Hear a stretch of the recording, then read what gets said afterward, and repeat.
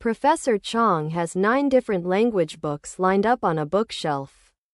2 Arabic, 3 German, and 4 Spanish. How many ways are there to arrange the 9 books on the shelf if the 2 Arabic books must be kept together, and the 4 Spanish books must be kept together? A. 1440. B. 2880. C. 5760.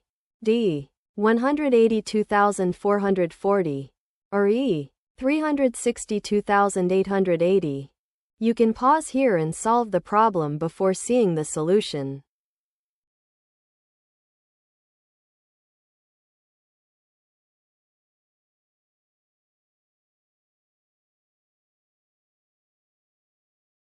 Here is the key idea. Because the 2 Arabic books must stay together, we glue them into a single block. And because the 4 Spanish books must stay together, we glue them into a single block too. The 3 German books stay as they are.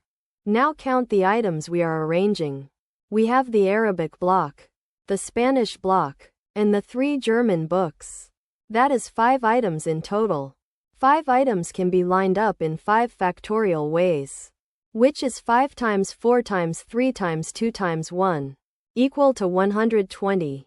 But inside each block the books can still be shuffled.